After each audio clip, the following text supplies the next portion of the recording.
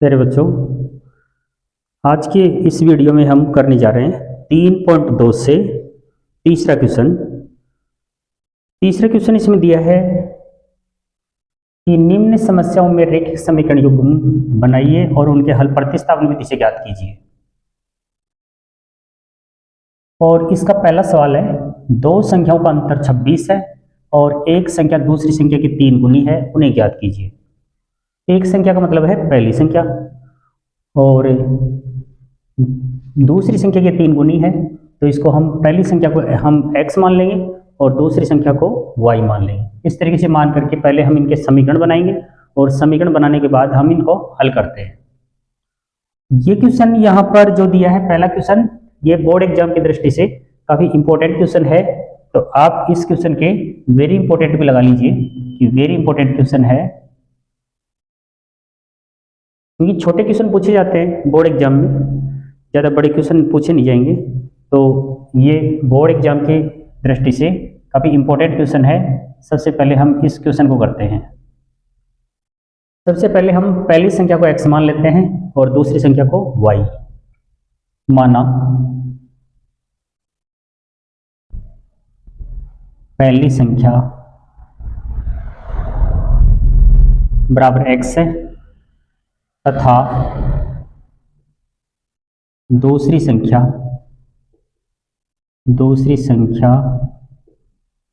y। इस तरीके से आप पहली संख्या को x मानेंगे और दूसरी संख्या को y मानेंगे। इसके बाद में हम पहली कंडीशन लिखते हैं, प्रश्नानुसार पहली कंडीशन लेते हैं, फर्स्ट स्थिति। तो इसमें दो संख्याओं का अंतर 26 है, तो हम अंतर कर लेते हैं, दोनों का डिफरेंस, अंतर का मतलब है माइनस, दोनों के बीच में माइनस का चिन्ह होगा।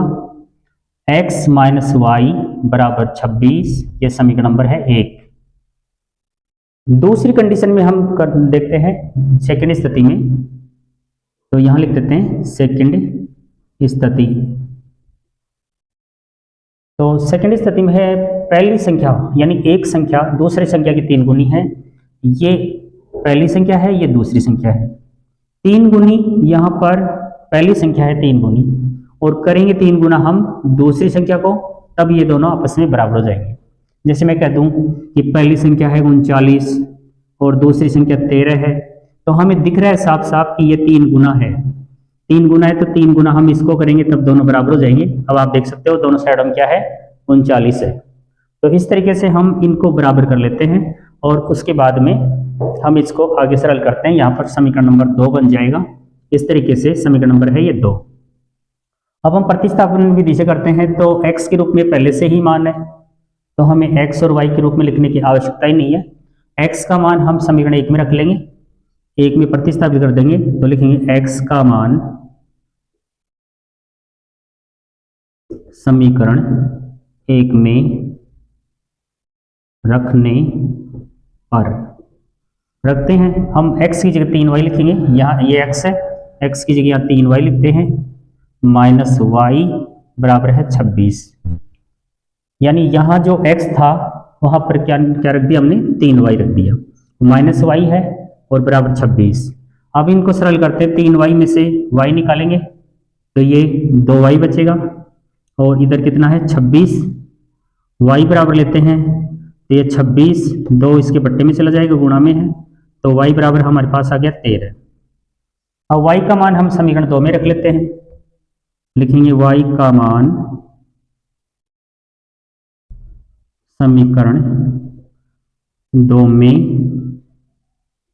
रखने पर रखते हैं। y की जगह हमें 13 लिखना है, तो ये हो गया x बराबर 3 गुणा, दोनों आपस में गुणा है तो यहाँ 13, तो x बराबर अपने पास आ गया 13 × 39। अब हम इनके आंसर लिख देते हैं, आंसर लिखते हैं अतः पहली संख्या बराबर, पहली संख्या यानी x का मान हमारे पास 39 आ गया, तो ये 39 है, तथा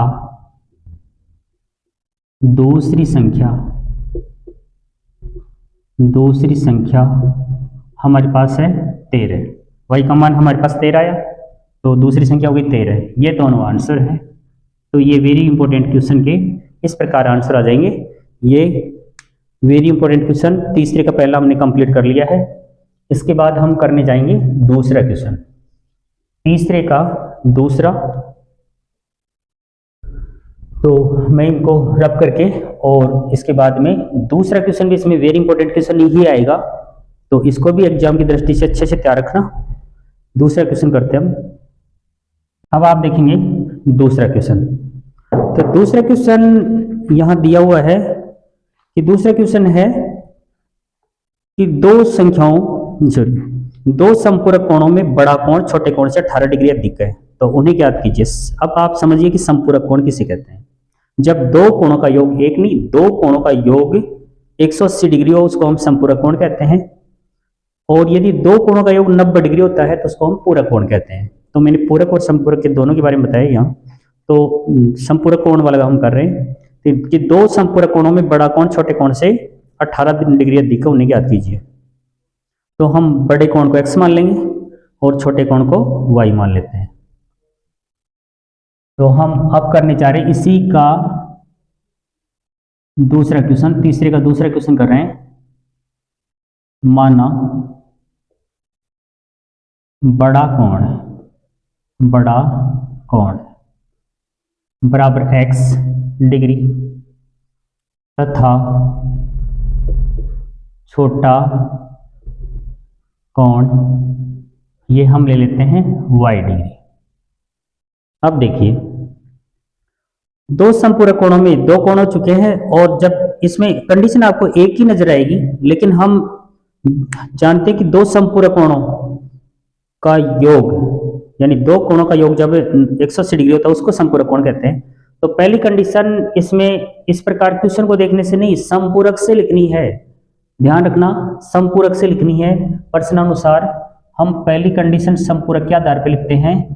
प्रश्नानुसार फर्स्ट कंडीशन यानी x degree plus y degree, यानी इन दोनों कोणों का योग क्या होना चाहिए 180 डिग्री, उसी को हम कहते हैं संपूरक। ये बनेगा समीकरण नंबर 1। उसके बाद में दूसरी कंडीशन में हम लिखते हैं सेकंड स्थिति है भी ये सेकंड स्थिति, उसमें होगा कि बड़ा कोण छोटे कोण से 18 डिग्री अधिक है। बड़ा कोण हमारे पास x है, छोटा कोण y डिग्री है। तो बड़ा कोण छोटे कोण से 18 डिग्री अधिक है, यानी यह 18 डिग्री अधिक है। हम 18 डिग्री y को करते हैं तभी आपस में बराबर हो जाएंगे। 18 डिग्री हमने y को कर दिया है तो ये आपस में यहाँ पे बराबर हो गए, और इसी से हमारे पास समीकरण बन गया समीकरण नंबर 2।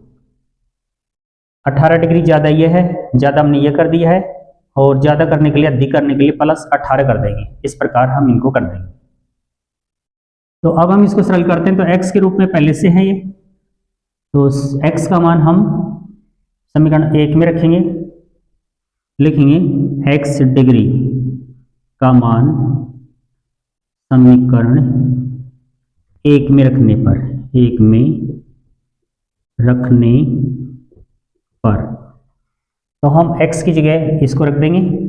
तो ये लिखा जाएगा x की जगह y डिग्री प्लस 18 डिग्री और फिर प्लस यहाँ y डिग्री बराबर है 180 डिग्री। इस प्रकार हम वैल्यू रख लेंगे। अब हम इसको सरल करते हैं। y डिग्री जुड़ेगा तो यहाँ बन जाएगा 2y डिग्री बराबर 180 डिग्री है, और y डिग्री बराबर हो गया 180। इसमें हम इनको जोड़ चुके हैं, लेकिन 18 डिग्री को और आगे लेके जाएंगे तो ये माइनस का हो जाएगा माइनस 18 डिग्री, और फिर इनको माइनस करते हैं तो ये बचेगा 162 डिग्री और बट्टे में है 2 का भाग लगा देते हैं तो y डिग्री बराबर हो जाएगा अपने पास 81 डिग्री। ये y का मान हो गया। अब हम y डिग्री का मान समीकरण 2 में रख लेते हैं। अब लिखते हैं y डिग्री का मान समीकरण 2 में रखने पर तो ये है x डिग्री बराबर y डिग्री की जगह 81 डिग्री लिखना है, प्लस यहाँ है 18 डिग्री, और x बराबर, इन दोनों को हम जोड़ लेते हैं। हम 18 डिग्री और 81 डिग्री जोड़ेंगे तो यह आ जाएगा 99 डिग्री। तो दूसरा कोण अपने पास आ गया 99 डिग्री, यानी 99 डिग्री x का मान आ गया, y का मान 81 डिग्री आ गया, और दोनों का जब हम जोड़ करते हैं तो 180 डिग्री आ जाएगा। तो इस तरीके से हम दोनों कोण ज्ञात कर चुके हैं। तो अब हम उत्तर लिख देंगे इनके। अतः उन्हें ज्ञात कीजिए, इस तरीके से दोनों कोणों को पूछा है। अतः बड़ा कोण, अतः बड़ा कोण, तो बड़ा कोण हमारे पास हुआ 99 डिग्री, और तथा छोटा कोण, ये छोटा कोण हमारे पास है 81 डिग्री, और ये आंसर है। इस तरीके से हम दूसरा क्वेश्चन करेंगे। अब इसके बाद हम तीसरा क्वेश्चन करते हैं। दो क्वेश्चन वेरी इंपॉर्टेंट क्वेश्चन है, दोनों एग्जाम की दृष्टि से पहला और दूसरा वेरी इंपॉर्टेंट क्वेश्चन है, तो आप इनके चिन्ह लगाते हुए करें। और अब हम करने जा रहे हैं तीसरा क्वेश्चन, तो इसको भी मैं यहाँ रब कर देता हूं और फिर तीसरा क्वेश्चन करता हूं।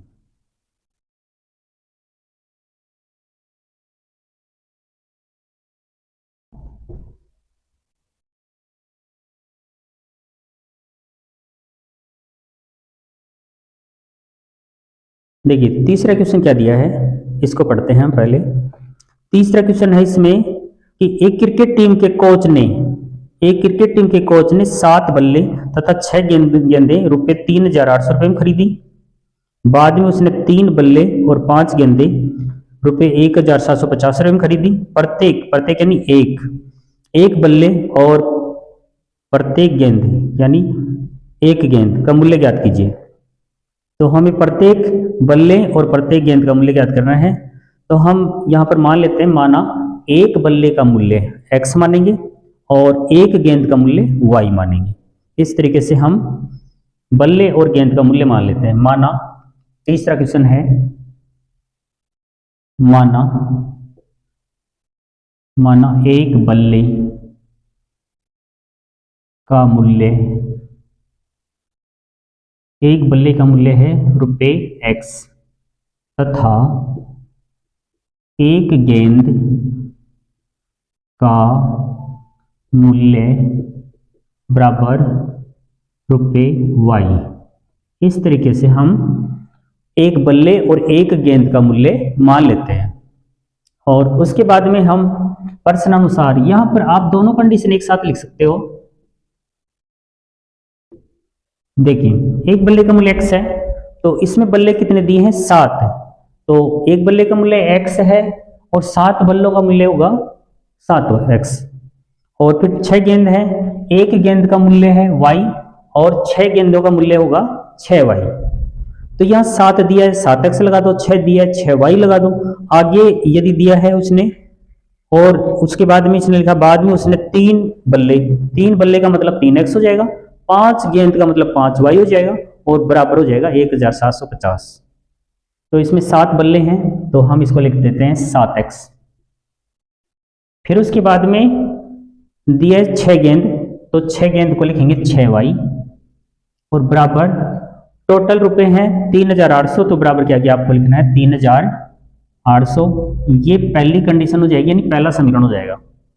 दूसरा समीकरण हम बनाते हैं। देखिए दूसरा समीकरण अपने पास है 3 बल्ले यानी 3x लिखिए, 3x प्लस उसके बाद में दिया है इसने 5 गेंद का मतलब 5y और बराबर 1,750, यानी टोटल इन दोनों का है 1,750 रुपये, इन दोनों का टोटल है 3,800 जो आपके क्वेश्चन में पहले से दिया हुआ है। और ये समीकरण नंबर बन जाएगा 2। अब इसको भी हम प्रतिस्थापन विधि से, उसी विधि से करेंगे जैसे क्वेश्चन पर हम पहले करते आ रहे हैं, उसी टाइप में करेंगे, कोई अलग मेथड नहीं है। तो हम देख लेते हैं समीकरण 1 को, एक ही जी पड़ता है तो 1 को x के या y के बराबर लिख लो, 2 ही जी पड़ता है तो 2 को x या y के रूप में लिख लो और उसके बाद उसको सरल कर लेते हैं। तो मैं यहाँ पर समीकरण 2 को करता हूँ। समीकरण 2 से मैं इसको y के रूप में लिख देता हूँ। कोई फर्क नहीं पड़ता है कि x के रूप में लिखें या y के रूप में लिखें, किसी के भी रूप में लिख दो आप, आंसर सेम आने हैं। तो मैं y के बराबर लिखता हूँ, जैसे आपको इजी लगता है, जैसा आपको उचित लगता है उसी तरीके से कर लें। y बराबर मैं लिखता हूँ समीकरण 2 को। तो आगे 1750 दिए हुए हैं, 3x को हम आगे लेके जाएंगे तो माइनस के 3x हो जाएंगे, और बट्टे में जाएगा, जो y के साथ गुणा में है वो बट्टे में चला जाएगा, क्योंकि y के रूप में लिख रहे हैं तो बट्टे में जाएगा 5, और यहां लगा देंगे समीकरण नंबर 3। टाइप वही है, कुछ भी मैं अलग नहीं कर रहा हूं, सेम तरीके से। अब y का मान हम समीकरण 1 में रखेंगे, लिखेंगे y का मान समीकरण 1 में रखने पर, तो हम y की जगह पे इस वैल्यू को रख देंगे। तो ये तो है 7x, प्लस का चिन्ह है, उसके बाद है 6, और y जो है ये ब्रैकेट में ले लेंगे 1750, ब्रैकेट में लेंगे, गुणा माना जाएगा क्योंकि 6 और y यहाँ पे गुणा में है, माइनस 3x, और बट्टे में चल रहा है 5, और बराबर के आगे चल रहा है 3800, इस प्रकार। अब हम इसको सरल कर लेते हैं। देखिए ये अंश का मान है, अंश वाले मान से गुणा होगा, तो ये हो गया 7x प्लस। अब हम पहले 6 से 1750 को गुणा करते हैं, तो पहले 0 से गुणा करेंगे तो 0 आ जाएगा, और 6 पंजे 30 की 0, हासिल के 3, 7 6 के 42, और 3 45, हासिल के 4 हो जाएंगे, और 6 कम 6 और 4 10, और उसके बाद माइनस का चिन्ह है, 6 को 3 से गुणा करेंगे 6 18, फिर ये x आ जाएगा, और बट्टे में पहले से चल रहा है 5, और बराबर है 3800। ठीक है, इसके बाद में हम करते हैं लघुत्तम से गुणा। तो जब हम इसको लघुत्तम से गुणा करेंगे, तो मैं यहाँ पे डायरेक्ट लघुत्तम से गुणा कर रहा हूँ। देखो लघुत्तम से 5 से इसको गुणा करते हैं तो 7 पंजे 35x हो रहा है, प्लस जब हम इस पद को गुणा करेंगे 5 से, तो 5 से 5 कटेंगे, कैंसिल हो जाएगा, और ऊपर बच गया 10,500 माइनस ये 18x बच गया। और जब हम इसको करते हैं 5 से, तो 38 को 5 से गुणा करते हैं, फिर 2 जीरो आगे लगा लेते हैं। मैंने आपको पहले भी बता रखा है कि जब भी किसी संख्या को 5 से गुणा करें तो उसका आधा कर दें और जीरो लगा दें। यूट्यूब पे एक वीडियो मैंने इस तरीके का बना रखा है जिसमें ट्रिक बताई हुई है। तो 38 है, 38 का आधा होता है 19, 19 के आगे जीरो लगाते ही गुणा हो गया, 5 से गुणा हो गया, तुरंत गुणा कर सकते हैं, कोई प्रॉब्लम नहीं आएगी। यदि आधा यदि पॉइंटों में होता है तो वहां से आपको केवल पॉइंट उठाना है, आधा करके, जीरो नहीं लगानी, पॉइंट उठाना है। तो ये 5 से तुरंत गुणा हो जाएगा। 38 का आधा 19, 19 38 होता है, जीरो लगाते गुणा हो गया, 38 पंजे 190 होता है, और उसके बाद 2 जीरो आगे लगा देंगे, 190, और ये 2 जीरो आगे, ये यहाँ पे गुणा हो चुका है। अब उसके बाद में हम 35x में से 18x निकालेंगे तो ये बचेंगे इधर 17x, बराबर आगे चल रहा है 19,000, और ये 10,500 आगे जाएगा तो माइनस 10,500। और जब हम x बराबर लिखेंगे तो इधर बचेगा 8,500, और बट्टे में चला जाएगा 17, ये 17 x बराबर हो जाएगा, यानी इन दोनों को हमने माइनस कर दिया है, और 17 इसके बट्टे में चले गए। अब हम भाग लगाते हैं, 17 पंजे 85, 5, और ये 2 जीरो आ गए, तो x का मान हमारे पास आ गया 500। अब हम x का मान समीकरण 3 में रख लेते हैं, y का मान आ जाएगा, तो हम यहाँ पे रखते हैं, लिखते हैं x का मान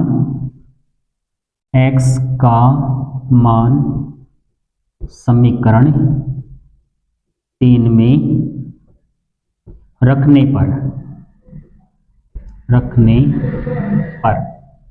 रखते हैं।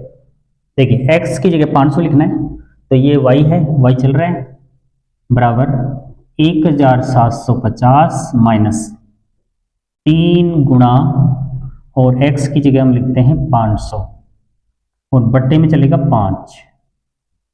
तो ये y बराबर इधर है 1750 माइनस 5 × 15 यानी 1500 हो गया ये, और बट्टे में चल रहा है 5 और y बराबर हम लेते हैं तो 1750 में 1500 यानी 1500 बाकी निकालते हैं तो 250 बचेगा और बट्टे में चल रहा है 5। तो y बराबर हमारे पास आ गया 25 यानी 50 आ गया। अब हम आंसर आसानी से लिख सकते हैं। अतः एक बल्ले का मूल्य 500 रुपये, लिखते हैं उत्तर। अतः एक बल्ले का मूल्य रुपये 500 तथा एक गेंद